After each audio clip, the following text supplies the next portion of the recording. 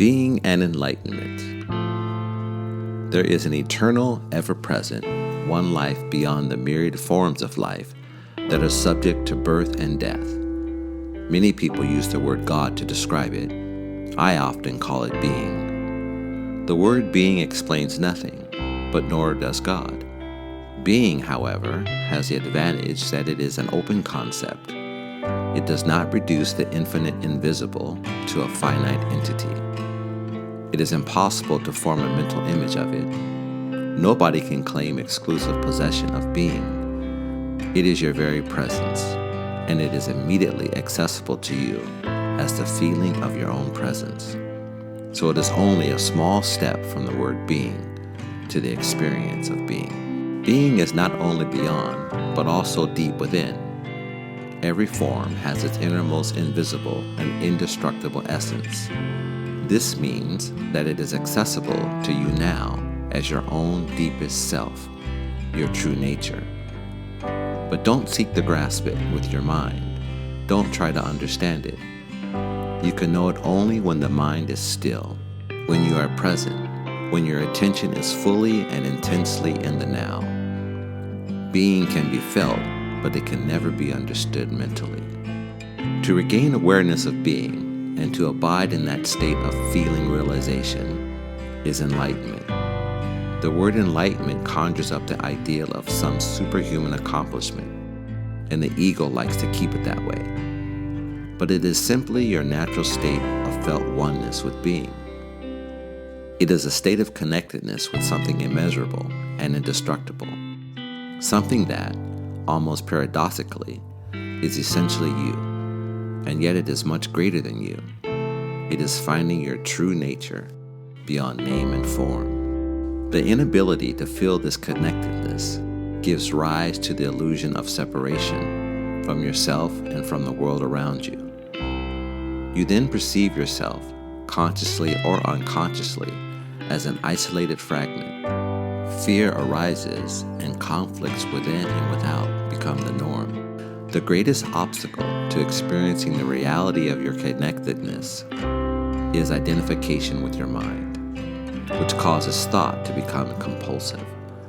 Not to be able to stop thinking is a dreadful affliction, but we don't realize this because almost everybody is suffering from it, so it is considered normal. This incessant mental noise prevents you from finding that realm of inner stillness that is inseparable from being. It also creates a false mind-made self that casts a shadow of fear and suffering.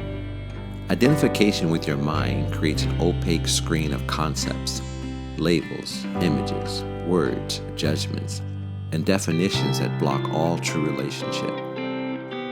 It comes between you and yourself, between you and your fellow man and woman, between you and nature, between you and God. It is this screen of thought that creates the illusion of separateness, the illusion that there is you and a totally separate other. You then forget the essential fact that, underneath the level of physical appearances and separate forms, you are one with all that is. The mind is a superb instrument if used rightly. Used wrongly, however, it becomes very destructive. To put it more accurately, it is not so much that you use your mind wrongly. You usually don't use it at all. It uses you. This is the disease. You believe that you are your mind. This is the delusion. The instrument has taken you over. It is almost as if you were possessed without knowing it, and so you take the possessing entity to be yourself. The beginning of freedom is the realization that you are not the possessing entity, the thinker. Knowing this enables you to observe the entity. The moment you start watching the thinker, a higher level of consciousness becomes activated. You then begin to realize that there is a vast realm of intelligence beyond thought. That thought is only a tiny aspect of that intelligence. You also realize that all the things that truly matter, beauty, love, creativity, joy, inner peace, arise from beyond the mind. You begin to awaken. freeing yourself from your minds. The good news is that you can free yourself from your mind. This is the only true liberation. You can take the first step right now. Start listening to the voice in your head as often as you can. Pay particular attention to any repetitive thought patterns, those old audio tapes that have been playing in your head, perhaps for many years. This is what I mean by watching the thinker, which is another way of saying, listen to the voice in your head. Be there as the witnessing presence. When you listen to that voice, listen to it impartially. That is to say, do not judge. Do not judge or condemn what you hear, for doing so would mean that the same voice has come in again through the back door. You'll soon realize, there's the voice, and I am here. I am listening to it, watching it. This I am realization, this sense of your own presence is not a thought. It arises from beyond the mind. So when you listen to a thought, you are aware not only of the thought, but also of yourself as a witness of the thought. A new dimension of consciousness has come in. As you listen to the thought, you feel a conscious presence, your deeper self, behind or underneath the thought, as it were. The thought then loses its power over you and quickly subsides because you are no longer energizing the mind through identification with it. This is the beginning of the end of involuntary and compulsive thinking.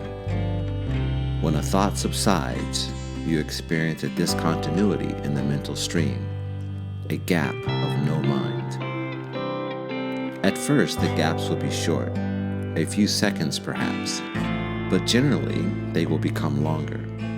When these gaps occur, you feel a certain stillness and peace inside you. This is the beginning of your natural state of felt oneness with being, which is usually obscured by the mind.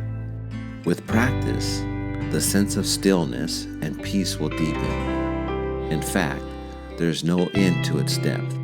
You will also feel a subtle emanation of joy arising from deep within, the joy of being. You've been listening to Keita read from the Amazon bestseller, Practicing the Power of Now by Eckhart Tolle. This reading is part of Keita Reads playlist, Eckhart Tolle, The Collection. To keep the channel going, please like and subscribe. Go to the description and our channel page for information on how to purchase books from our affiliate links. This is James. Keita and I thank you for listening